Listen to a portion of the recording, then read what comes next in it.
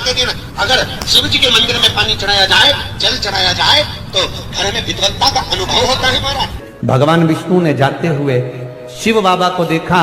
शंकर भगवान से, भगवान नारायण ने कहा आप कुछ कहेंगे नहीं? भगवान शंकर कहते हैं नारायण चिंता मत करो, बार के दिन अगर दाल चढ़ा कर जाएगा, चने की दाल को मंदिर के पीछे बैठकर ओम नमः शिवाय बोलकर जो नारायण को समर्पित करेगा, उसके मनवांचित फल को मैं 3 महीने में पूरा कर दूंगा, उसके मन की कामना को मैं 3 माह में पूर्ण कर दूंगा। आज भी नियम है, चने की दाल को लेकर जाते मंदिर के पीछे बैठकर चने की दाल को लेकर ओम नमः शिवाय का जाप करते हैं। 7 बार ओम नमः शिवाय बोलकर चने की दाल वापस घूमकर भगवान विष्णु को समर्पित करी जाती है, तो 3 महीने में मनोकामना पूरी हो जाती है। उस चने की दाल का इतना प्रमाण है, इतना गुड़ जोड़ता है। जितने समय अतिथि हमारे घर में रहे, मेहमान हमारे घर में रहे, जिसको हमने आरती के समय पर गुड़ दिया है, जिसको हमने गुड़ दिया है, वो पाकर आनंद के साथ में। अच्छा, कभी तुमने सुना जो जिसके यहाँ पर गणेश जी नहीं होते, शादी ब्याह में अगर गणेश जी नहीं मिलते तो क्या करते हैं, वो गुड़ का जो ढेला होता है ना, उसी को आधा तोड़कर गणेश जी बना के रख देते हैं और उसी आधे गुड़ के ढेले का भोग लगा देते हैं। गुड़ का ही गणेश और गुड़ ही खजा। देखिए जरा भाव देखिए हमारे सनातन धर्म में, भगवान को रिझाने का तरीका देखिए। अब कई लोग कहते हैं ये गुड़ से क्या होता है, ये मूंग से क्या होता है, ये धने से क्या होता है, चावल से क्या होता है, बेलपत्र से क्या होता है। अरे भाई, समर्पित करोगे, पाओगे तो जानोगे ना। सावन के बार के दिन जिस लड़का और लड़की का विवाह नहीं हो रहा, बहुत हताश हो गए, परेशान हो गए, विवाह संबंध जमी नहीं रहा, किसी भी बुधवार के दिन तांबे के कलश में चने की दाल को भर लीजिए, किसी भी बुधवार, और तांबे के कलश में चने की दाल को भर लो, उसमें 2 गोल सुपारी रख लो, पूजन वाली सुपारी रखकर 2 सिक्के उसमें रख लो, पीले कपड़े से मुख बांध दो, उसका पूजन करो बुधवार के दिन भी, और गुरुवार के दिन उसका पूजन स्नान करने के बाद करना। पर घर में किसी से बात मत करना, मुख से शब्द मत बोलना, मुख झूठा मत करना। पूजन करने के बाद उल्टे हाथ पर कलश को रखकर सीधे हाथ से ढककर कोई ब्राह्मण के घर में जाकर साथ में किसी को ले जाओ, बिना बोले, बिना बात करे, बिना कहे, साथ जाकर ब्राह्मण का दरवाजा बजा दे, बात कर ले और में गया वो, पर तुम्हें नहीं बोलना है। और वो कलश ब्राह्मण के अपनी कामना कर कर वो कलश का दान दे दिया जाए। महाराज, ज्यादा से ज्यादा 4 महीना 3 महीने के अंदर विवाह संबंध पक्का हो जाता है। विवाह संबंध, चने की दाल का दान कुछ सहज नहीं है। लग रहा है कि मैं दुखों से पीछा छूट ही नहीं रहा, तब उस जगह पर बेलपत्री के मध्य भाग में पीला चंदन, ये जो पत्ती है और ये 2 पत्ती हैं, ये बड़ी पत्ती और ये बीच की जो 2 पत्ती हैं, इसके बीच में जो डंडी का भाग रहता है, जो बीच में डंडी का जो भाग है, बड़ी पत्ती और ये 2 छोटी पत्ती के मध्य में जो डंडी का भाग है, उस डंडी के भाग में पीला चंदन और एक अक्षत पीला। शंकर भगवान को प्रदोष के दिन आप अगर प्रदोष काल में समर्पित कर रहे हैं, तो ये निश्चित है कि धीरे धीरे कर कर वो दुख समाप्त होगा, वो दुख हटेगा ही। विश्वनाथ को कुछ नहीं चाहिए, मेरे शंकर को चाहिए क्या? अगर आपके जीवन में ऐसा लगे कि बहुत बड़ी बीमारी आ गई और आपके घर का व्यक्ति वेंटिलेटर पर पड़ा हुआ है, तो शमी के वृक्ष के फूल ले आओ 7, और शमी के वृक्ष के 7 फूल लाकर एक एक फूल शंकर भगवान को श्री शिवाय नमस्तुभ्यम कहकर उस व्यक्ति के लिए जो पड़ा हुआ है, अंतिम सांसें गिन रहा है, जिसको अटैक आ गया, अंतिम सांसों में जो गिन रहा है, उसके नाम से भगवान शंकर पर चढ़ाना प्रारंभ कर दो। मात्र 7 पुष्प, उस शमी के वृक्ष के 7 पुष्प आप शिव को समर्पित करिए, उसका नाम और गोत्र बोलकर, और भगवान शंकर का मूल मंत्र श्री शिवाय, जम के बोलिए श्री शिवाय नमस्तुभ्यम बोलकर एक एक शमी का फूल शंकर पर चढ़ाना प्रारंभ कर दो। फिर आगे वो विश्वनाथ की मर्जी है, वो प्राण कैसे लेकर वापिस आता है, उस काल से छुड़ाकर महाकाल कैसे लाता है, ये वो जाने। आपका फर्ज केवल आप अदा करिए। ये 3 समय एक ऐसा समय है, मान लो सुबह यदि आपको समय ना मिले भगवान शंकर का गुणगान करने के लिए, मान लो दोपहर का समय ना मिले शंकर भगवान का गुणगान करने के लिए, तो शिव पुराण कहती है जब सूर्य डूब रहा हो, प्रदोष काल का जब समय हो, तब उस शंकर का गुणगान करो तो सारी जिंदगी तुम्हें किसी के आगे हाथ नहीं फैलाना पड़ेगा। भगवान भोलेनाथ स्वयं तुम्हें उतना प्रबल वैभवपति बना। कितना सुंदर कहा है। जब जिंदगी बहुत संघर्ष में चल रही हो, बहुत दुख का जीवन चल रहा हो, बहुत कष्ट का जीवन चल रहा हो, बहुत कष्टमय जीवन चल रहा हो, तब शमी के 5 पत्ते, शमी के 5 पत्ते, एक दुर्वा के साथ एक अक्षत चावल का एक दाना, वो भी हल्दी में भिंगोया हुआ हो या केसर में भिंगोया हुआ हो, शमी पत्र 5, एक दुर्वा, एक चावल का दाना, जो दिल से हृदय से बेलपत्री के वृक्ष के नीचे पार्थिव लिंग का निर्माण कर कर मट्टी का शिवलिंग बनाकर प्रदोष काल में, मतलब शाम के समय पर शिवलिंग बनाकर उस पे जल चढ़ाकर, जो ये 5 शमी का पत्र, एक दुर्वा और एक चावल का दाना, अपनी कामना कर कर, जो दुख चल रहा है बाबा से विनय कर कर एक एक पत्ता जब समर्पित कर दे, फिर एक दुर्वा समर्पित कर दे, फिर एक चावल का दाना समर्पित कर दे और बाबा का वहीं पर पुनः विसर्जन कर दे, 3 महीना तो जाने दो, 15 दिन के अंदर वो दुख कटता जरूर है, चाहे कोई भी दुख, किसी भी तरह का दुख क्यों हो। एक बेलपत्र के वृक्ष की परिक्रमा करने वाले को हजारों अश्वमेध यज्ञ का फल प्राप्त हो जाता है, हजारों अश्वमेध यज्ञ का फल प्राप्त हो जाता है। उसी तरह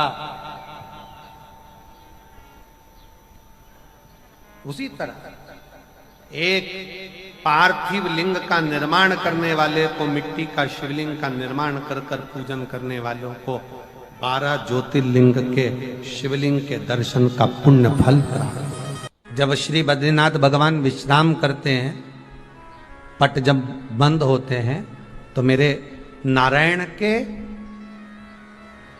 हृदय से बाहर जो लक्ष्मी जी का मंदिर है, वहां से लक्ष्मी जी को लाकर हृदय से लगाया जाता है और भगवान को एक कम्मल पूरा घी में उसको लपेट कर, पूरे घृत में उसको लगाकर, गौ माता के घृत में उसको लगाकर नारायण को भगवान शिव का स्मरण कर कर लपेटा जाता है। भगवान नारायण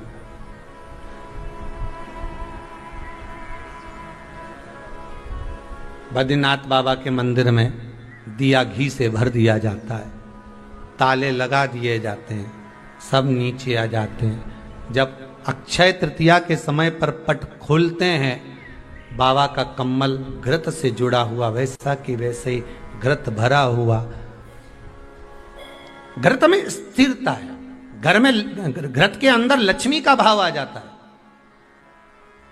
हमारे यहाँ हिंदू धर्म में बहुत सुंदर बात कही जाती थी पहले, आजकल जमाने में कहते कि नहीं कहते मालूम नहीं, पर मारवाड़ के अंदर एक रीति थी, घर के अंदर रसोई घर में एक इतनी बड़ी कुल्हड़ होती थी जिसमें घी भरा होता था, छोटी सी चम्मच होती थी, उसमें पूरे घर का घी खाली हो जाए पर उस कुल्हड़ का घी खाली नहीं होना चाहिए। नानी भाई का मायरा सुना है आप लोगों ने? अगर नानी भाई का मायरा सुना होगा तो नानी भाई के मायरे में नरसिंह मेहता जी की जो दादी के प्राण छूटे थे वो केवल इसी बात पे छूटे थे। अगर नानी भाई का मायरा सुना होगा तो आपको मालूम होगा, नानी भाई के मायरे में जब नरसिंह मेहता भोजन करने के लिए बैठे तो नरसिंह मेहता की भाभी दुरत गौरी ने कह दिया दादी के सामने, जब दादी बोली क्यों इसकी रोटी में घी नहीं लगा, तो कहा कुल्हड़ का घी समाप्त हो गया है, रसोई घर में जो बाटकी रखी थी उसका घी समाप्त हो गया। जय कुंवर भाई को चिंता लग गई, आंखों से अश्रु बहने लगे और जय कुंवर भाई नरसिंह मेहता की दादी प्राणों को छोड़ दी कि मेरे रसोई घर का घी समाप्त हो गया, मतलब ये घर अब बर्बाद होने में देरी नहीं लगेगी। नानी भाई का मायरा कहता है, दादी के प्राण छूट गए थे, नैनों से नीर बह रहा था, केवल जरा सा संवाद। शास्त्र कहता है घर के रसोई घर में जिस बाटकी से आप रोटी पर घी लगाते हो उसकी बाटकी में भले आधा चम्मच घी पड़ा पर पड़े रहना चाहिए। क्यों? वो लक्ष्मी को घटने नहीं देता। जिस दिन बाटकी मंज जाए, साफ हो जाए, उसी दिन उसको धोकर पोंछ कर वापस भर देना चाहिए। अगर बाटकी गंदी हो गई तो आप धो पोछो, मना नहीं है, पर उसको धोने पोछने से पहले एक कटोरी में घी भर दो, चम्मच रख दो। पर रसोई घर में बाटकी में घी होना चाहिए और उसमें आप डालते रहो और लगाते रहो, रोटी में चलेगा, पर बाटकी का घी समाप्त नहीं होना चाहिए, कुल्हड़ का घी समाप्त नहीं होना चाहिए। वो बरकत है, वो भंडार है, वो संपदा है हमारी। घृत वैभव देता है, घृत वैभव प्रदान कर।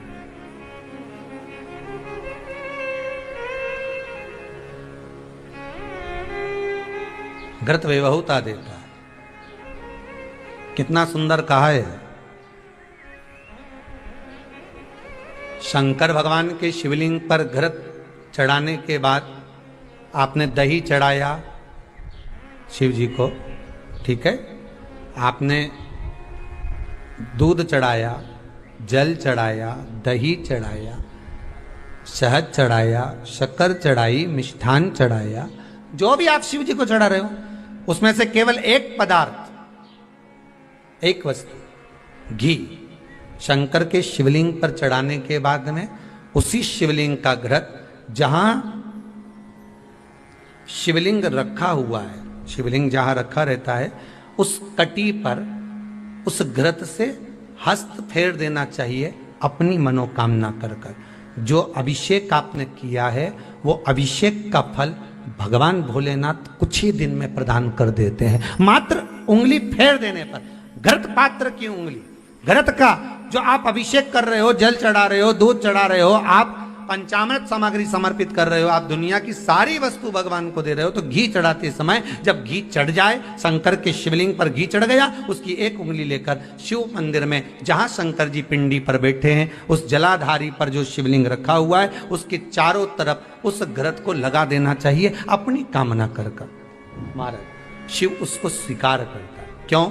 शंकर और पार्वती के मिलन स्थल, माता पार्वती की गोद में भगवान शंकर का जो शिवलिंग स्वरूप विराजमान है, हस्त कमल के अंतर्गत जो भगवान विराजमान है, उसका फल चौगुना मिल जाए।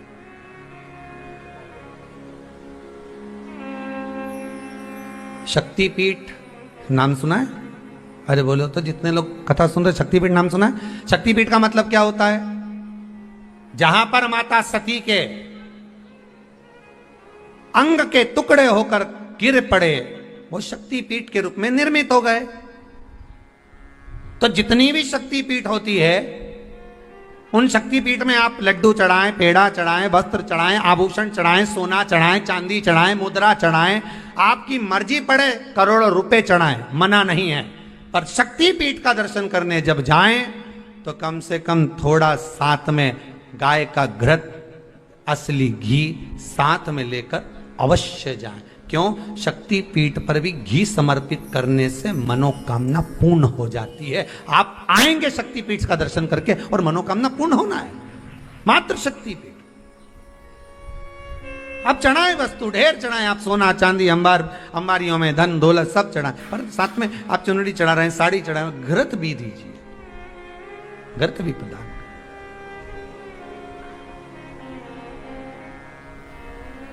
घृत का दान मूल है। धर्म पत्नी से संतान नहीं, औलाद नहीं, बड़े दुखी है, बड़े दुखी। अच्छा, संतान नहीं हो, किसी नारी की गोद अगर, स्त्री की गोद अगर खाली रह जाए तो भी दुख होता है उसको कि मेरे घर में औलाद नहीं, संतान नहीं। हम कई बार कहे, आज फिर कहते हैं, ये टेस्ट भी बाद में कराना, सारी जांचें बाद में कराना। एक बार शंकर का भजन कर कर देख लो, सब जगह से अगर हार जाओ और सारे रिपोर्ट आपकी आपने सब दूर दिखा ली, तो एक बार शंकर पर भरोसा कर कर तुमरुका जी का नाम लेकर सफेद आंकड़े की जड़ को शिवजी पे से रजस्वला धर्म के 7वें दिन 21 बार घुमा लो, नाम गोत्र बोलकर कमर में लाल धागे में बांध लो, पीपल के पत्ते शिवजी को चढ़ाओ, उठाकर लाओ, उस एक पत्ते को रात्रि को गाय के दूध में उकालो और उस दूध को दोनों पति पत्नी पियो, साथ रहिए। समय आएगा, बाबा चाहेगा तो 3 या 4 महीने में गर्भ ठहर ही जाएगा। सारे डॉक्टर को दिखा लिया अपनी जगह, टेस्ट भी करवा लिया अपनी जगह, पर एक बार प्रयोग, और वो विश्वास रखकर करना पड़ेगा। शंकर पर जो भी कार्य कर रहे हो आप, जो उपाय कर रहे हो आप, शिव का स्मरण कर, भगवान पर अगर विश्वास रखोगे, भरोसो दृढ़ इन चरणन कहो, श्री वल्लभ नक चंद्र छटा बिन सब जगमा ही अंधेरो। अगर भरोसा है तो शंकर है, और भरोसा नहीं तो शिव कहां से। विश्वास लेकर अगर आए हो तो काम तो होगा। ये लोग काशी से आए हुए हैं, विश्वास लेकर ही तो आए होंगे कि हम जाएंगे शंकर की कथा में तो बाबा कृपा जरूर करेगा। कई लोग यहाँ पर बैठे हुए हैं जो विश्वास लेकर आए हुए हैं, दूर दूर से आए हुए हैं, केवल विश्वास लेकर कि भगवान कृपा करेगा किसी न किसी रूप में, मुझे विश्वास है कि बाबा मेरी सुनेगा। और फिर कहता हूं, कथा में अगर आपने मन लगा लिया, भले टीवी चैनल के माध्यम से श्रवण कर रहे हो, भले मोबाइल के माध्यम से श्रवण कर रहे हो, भले पंडाल में सुन रहे हो, बाबा से अगर दिल से आपने अगर कह दिया तो 3 महीना बहुत होता है सब कामना पूरी होने के लिए। मेरा बाबा आपको कुछ ना कुछ दे ही देता है, बस आपकी रुचि के अनुसार सुख प्रदान कर ही देता है। आप उस पर विश्वास, भरोसा, भटकना नहीं है हमको। जिस नारी का रजोधर्म के अंतर्गत नारी को जो परेशानियां होती हैं, कोई के 8 दिन पहले, 4 दिन पहले, 3 दिन पहले कहीं ना कहीं रजोधर्म के अंतर्गत जो बीमारियां होती हैं, उसके लिए महाराज 7 चने की दाल के दाने तुलसी महारानी के सामने कटोरी में रखकर तुलसी के 3 पत्ते उसमें डालकर अपनी मनोकामना कर कर तुलसी में 3 बार जल छोड़कर वो तुलसी और वो चने की दाल ले जाएं और उसको धीरे धीरे कर कर एक एक कर कर सुबह शाम दोपहर में उसको खा लीजिए। रजो धर्म से जुड़ी हुई परेशानी समाप्त। कोई सहज नहीं है महाराज। चने की दाल को स्वर्ण दान का भी भाव कहा गया। हमारे हिंदू धर्म में चने की दाल को स्वर्ण दान भी करते हैं। जो व्यक्ति स्वर्ण दान नहीं कर पाता वो चने की दाल का दान कर देता है, तो स्वर्ण दान के बराबर मान्य हमारा। फिर निवेदन करा, चने की दाल का व्याख्यान वर्णन फिर किया गया।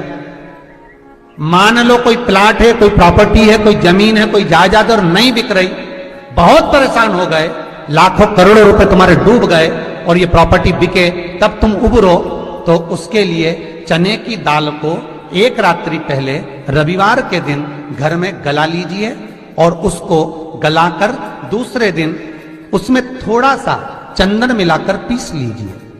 पर पीसना आपको मिक्सर में नहीं है, पीसना आपको सिलवट्टे पर, चकोटी पर जो आपके यहाँ उससे उसको पीस लीजिए। और पीसने के बाद उसमें थोड़ा सा दूध मिलाकर शिव मंदिर में जाकर शंकर भगवान के शिवलिंग का सोमवार के दिन लेपन करिए।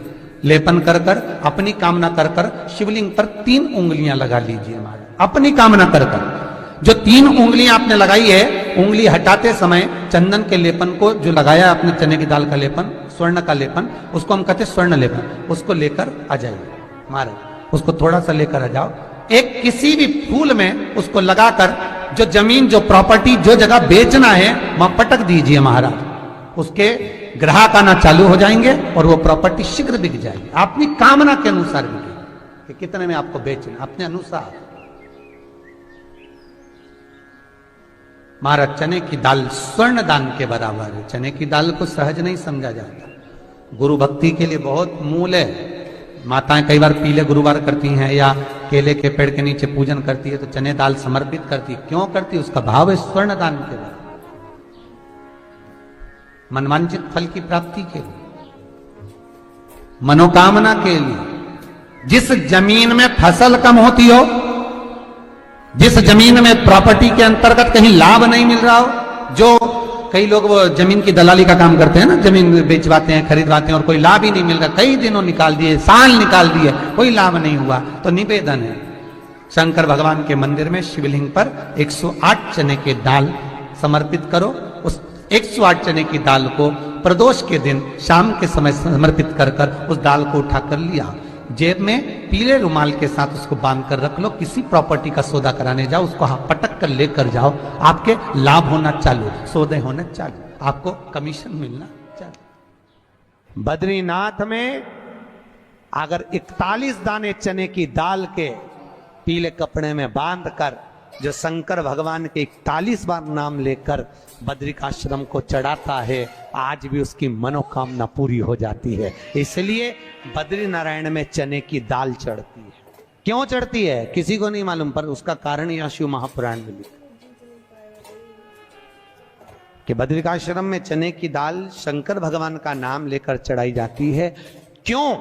क्योंकि जब जैसे दादी को स्वर्ण सीढ़ी चढ़ाते हैं, देखा स्वर्ण सीढ़ी चढ़ाते हैं तो चने की दाल बर्तन में भरते हैं, फिर उस पर सोने की सीढ़ी रखते हैं, तब वो स्वर्ण सीढ़ी चढ़ती है। उसी तरह जब हम किसी बच्चे को गोदी लेते हैं और उसको कोई दान देते हैं, अपना मकान अपनी जायदाद जब उसके नाम लिखते हैं, तो बच्चे को जब गोदी लिया जाता है तो सामने थाली में चने की दाल भरी जाती है। नामकरण संस्कार जब बच्चे का किया जाता है तो सामने थाली में चने की दाल रखी जाती है। क्यों? चने की दाल जब हम दान करते हैं तो स्वर्ण के बराबर दान का, प्रॉपर्टी के बराबर दान का लाभ जीव को प्राप्त होता है। आज भी नारायण के मंदिर में बद्रिकाश्रम में 41 दाने चने की दाल के देने पर, आपको 41 तो गिनता नहीं इसलिए पोटली में बांध कर ले जाता है, जितने हैं दे दो,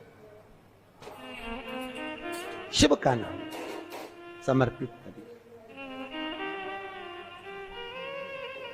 हर हर भगवान शिव का नाम लेकर बद्रिकाश्रम में चने की दाल का दान। अच्छा, इसलिए केदारनाथ में जपा जाता है नारायण नारायण, और बद्री आश्रम में जपा जाता है ओम नमः शिवाय। दोनों जगह विपरीत दशा है। केदारनाथ जी में क्या जपना चाहिए? श्रीमन नारायण, ओम नमो भगवते वासुदेवाय, श्री कृष्ण शरणम मम। ऐसे केदारनाथ जी में बैठकर भगवान का नाम का जाप करना चाहिए। और बद्रिकाश्रम में जब भी जाओ तो मुख से ओम नमः शिवाय, ओम नमः शिवाय। जैसे व्यक्ति का कोई काम नहीं हो रहा हो, बहुत दिन से लगे, बहुत समय से लगे, ये काम हो ही नहीं रहा, तो शंकर जी का नाम को उल्टा कर कर जपना चालू कर दो। नमः शिवाय ओम। सीधा नाम क्या है? ओम नमः शिवाय, शिवाय नमः ओम।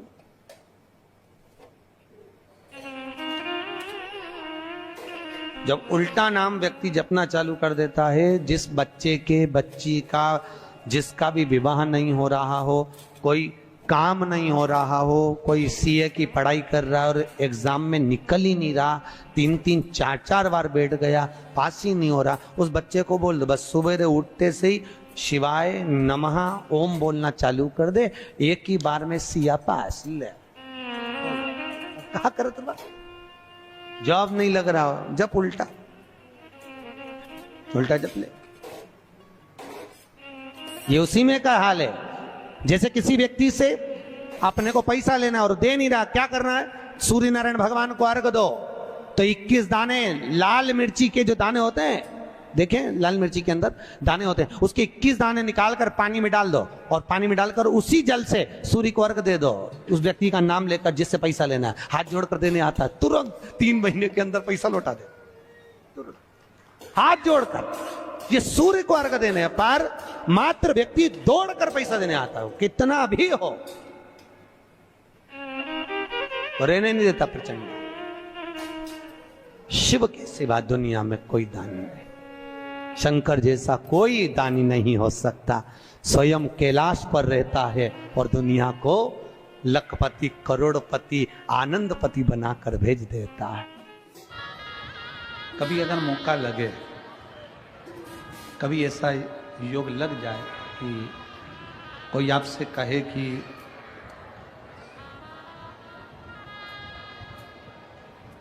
आपके शरीर में बहुत भारी कोई रोग हो गया और बहुत बड़ा रोग है, बहुत रोग, और शरीर में बहुत बड़ा रोग हो गया हो और वो रोग समाप्त नहीं हो रहा, वो रोग समाप्ति की ओर जा ही नहीं रहा, रोग समाप्त हो ही नहीं रहा। तो एकांक्षी नारियल लीजिए, श्रीफल, नारियल देखा है सब लोगों ने?